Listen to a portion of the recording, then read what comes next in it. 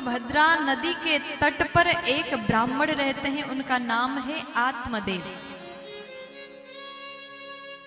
अत्यंत विद्वान है, ज्ञानी है, ब्राह्मण है। उनके घर में हर प्रकार का सुविधा है, किसी प्रकार से कमियां नहीं है। अब ब्राह्मण देव, उनके घर में सब कुछ, एक प्यारी सी पत्नी है, पत्नी का नाम है धुंधुली देवी, खूब सुंदर है, अच्छी है। लेकिन धुंधुली का स्वभाव ऐसा था, पति के सामने तो बिल्कुल बढ़िया था, लेकिन जैसे पति घर से बाहर जाए, चार घर में जाकर के बात करने का स्वभाव था। देखो, दुनिया में नारी सब गुण से संपन्न होती है। सर्वगुण संपन्न नारी अगर घर में आ जाए तो घर सुधर जाता है, घर वैकुंठ बन जाता है। लेकिन आपके घर में ऐसी नारी का प्रवेश हो जाए जो चुगली करती है, एक दूसरे का बुराई करते हैं, तो घर में कभी सुख नहीं हो सकता। इसलिए माताओं से निवेदन है, ध्यान से सुनिएगा आप लोग। आप में सब प्रकार का गुण है, लेकिन चुगली करने का स्वभाव है ना, तो आप अपने ही स्वभाव से जीवन भर दुखी रहोगे। इसलिए जीवन में एक संकल्प ले लो। आप कथा सुन रहे हैं, एक संकल्प ले लो, कभी किसकी बुराई मत करो। नहीं तो माताएं कभी सास की बुराई करेंगी, कभी बहू की बुराई करेंगी, कभी देवरानी की बुराई करेंगी, कभी जेठानी की बुराई करेंगी। मैंने देखा है बहुत से घर में, अगर खाना पीना खा के फ्री होंगे, घर का काम तो रोज सब कोई करते, खाना बनाना, खाना, बर्तन माजना, झाड़ू पोछा, सब करने के बाद में जब दोपहर में धूप में बैठते हैं ना, तो उस समय क्या करते हैं, चाय पीते पीते इसकी बुराई, उसकी बुराई, हमारी नंद ने ये किया, हमारी सास ने ये किया। ये बुराई करना छोड़ दो। अगर आप किसी की बुराई नहीं करोगे, न बात होगा न विवाद होगा। किसी की बुराई नहीं करोगे, जीवन में सुखी रहोगे। झूठ बोलना छोड़ दीजिए, बुराई करना छोड़ दीजिए, अगर जीवन में सुखी रहना हो तो। अगर आप करते हैं तो आज से ही ये काम छोड़ दो, बहुत आनंद में जीवन बीतेगा। हम कभी किसी की बुराई नहीं करते, सच्ची बता रहे हैं,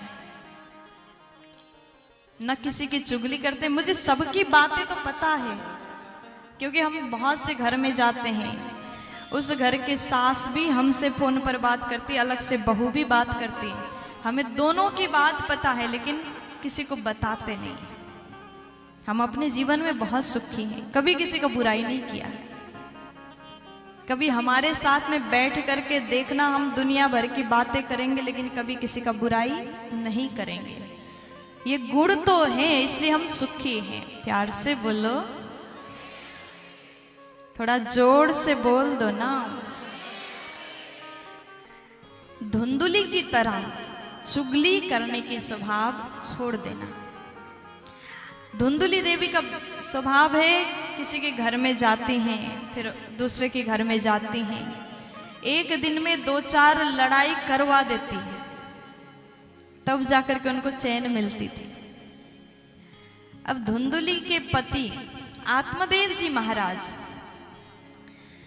आत्मदेव जी महाराज विचार करते, भगवान ने सब कुछ दिया, एक पुत्र और होता तो जीवन बढ़िया होता। आपके घर में धन है, संपत्ति है, सुविधा है, ऐश्वर्य है, नाम है, प्रतिष्ठा है, इज्जत है, लेकिन संतान नहीं है तो आपका घर सोना सुना लगेगा। जीवन में खूब कमाया, लेकिन बालक नहीं है तो धन किस काम का। उसको संभालने वाला, उस घर को चलाने वाला नहीं है तो वो धन किसी काम का नहीं है। घर में भी अच्छा नहीं लगेगा, इसलिए एक बालक होना जरूरी है। आत्मदेव जी महाराज को लगा एक बालक हो जाता तो जीवन सही होता। आत्मदेव जी विचार करते, भगवान ने सब दिया, एक बच्चा और दे देते। लेकिन एक दिन उनको बड़ा बुरा लगा, भगवान ने हमें बच्चा नहीं दिया। आत्मदेव जी ने विचार किया ऐसे जीवन जीने से अच्छा तो मैं मर जाता हूं, आत्महत्या करता हूं। एक कुएं के पास में गए आत्महत्या करने के विचार से। आत्मदेव जी बैठे हैं, रो रहे हैं, खूब रो रहे हैं। एक साधु बाबा आए, साधु ने देखा और उनको लगा कि ये ब्राह्मण रो रहे हैं, इसका मतलब है कि इन्होंने भक्ति किया होगा, भजन किया होगा और भगवान ने दर्शन नहीं दिया इसलिए रो रहे हैं।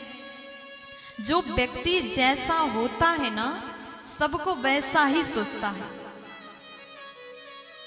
अगर आप भक्त हैं तो आप सबको भक्ति की नजर से देखोगे। अगर आपके अंदर बुराई है तो आप सबको उसी नजर से देखोगे। संत बाबा आए और उन्होंने कहा कि ब्राह्मण आप रोइए मत, एक दिन भगवान अवश्य मिलेंगे। आत्मदेव जी बोले मैं भगवान के लिए नहीं रो रहा, मुझे एक संतान चाहिए, एक बालक चाहिए। भगवान ने सब दिया, बालक और दे देते तो जीवन धन्य हो जाता। मेरे घर में संतान नहीं है, ऐसा जीवन किस काम का, इसलिए मैं मरने के लिए आया। आत्मदेव जी महाराज इतने विद्वान होने के बाद भी मन में वो प्रकार का भाव आया, अपने जीवन में सब कुछ करो लेकिन आत्महत्या मत करो। भगवान ने मानव तन आपको दिया, मानव बना करके हम सबको भेजा, आत्महत्या करने के लिए नहीं। ये मानव शरीर हमको प्राप्त हुआ तो इस शरीर द्वारा कुछ अच्छा कर्म करो। किस कारण किस लिए हम संसार में आए वो जानने की कोशिश करो, अपने लक्ष्य तक पहुंचो। आत्महत्या करने से बहुत बड़ा पाप लगता है।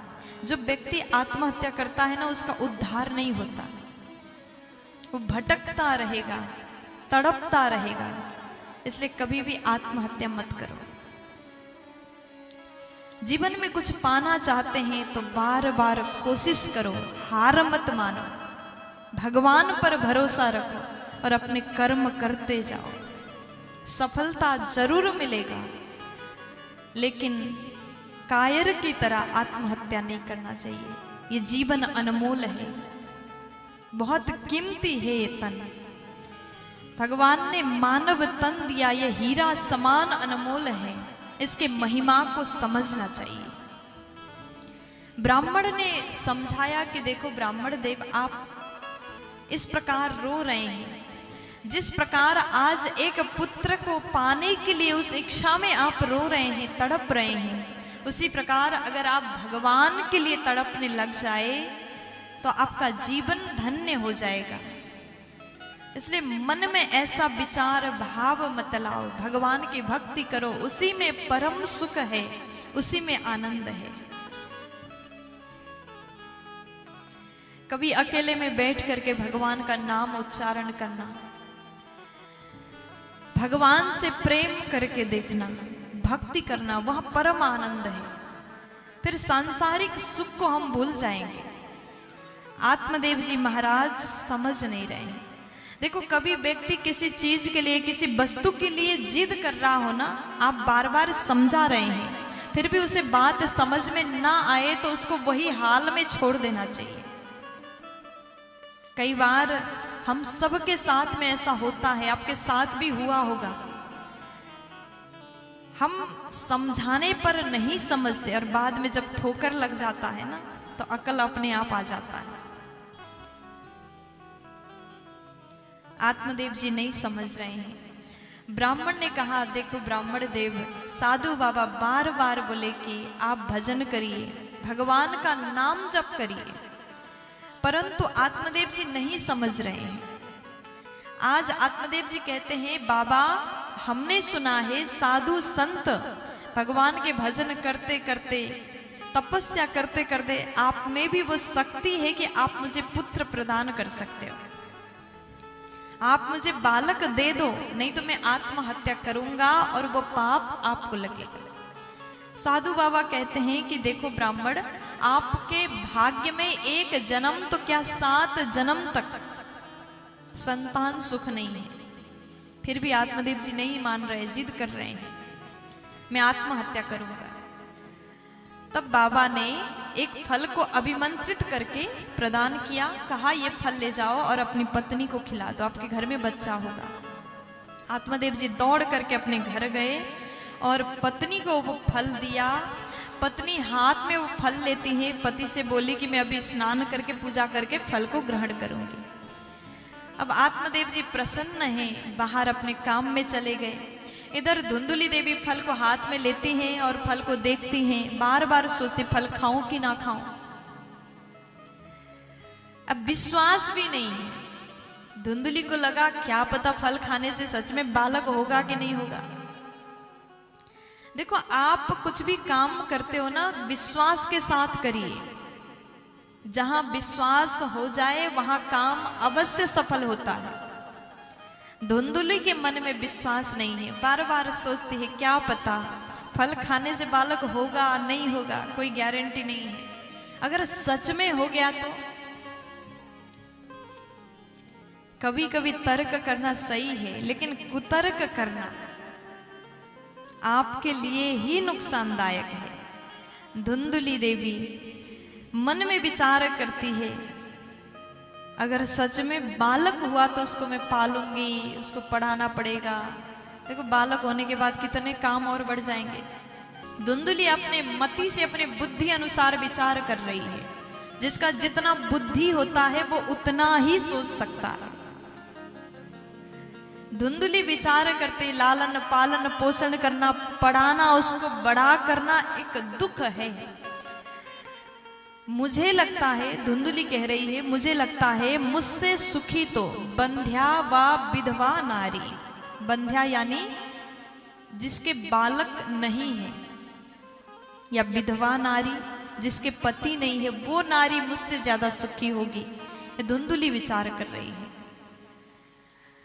अब उसके बाद सोच रही थी, उसकी सहेली आई, उसने कहा धुंधुली आज क्या बात है, क्यों चुपचाप शांति से बैठी हो। सारी बातें बताया। सखी बोली कि अगर फल खाने से बालक होगा तो तुम्हें अवश्य खाना चाहिए, खा लो जल्दी से। और सहेली चली गई। थोड़ी देर बाद धुंधुली की बहन आई। पूरी कहानी धुंधुली ने अपनी बहन को बताया। तो उसके बाद धुंधुली की बहन बोली कि दीदी चिंता मत करो, मेरे गर्भ में बालक है, ये फल आप गाय को खिला दो, पता चल जाएगा कि फल से बालक होगा कि नहीं होगा, परीक्षा तो हो जाएगा। अगर गाय के यहाँ बालक हुआ तो समझ जाएंगे कि ये फल में शक्ति है, उस ब्राह्मण देव साधु बाबा में शक्ति है। परीक्षा के लिए गाय को खिला दो और मेरे गर्भ में जो बालक है मैं आपको दूंगी।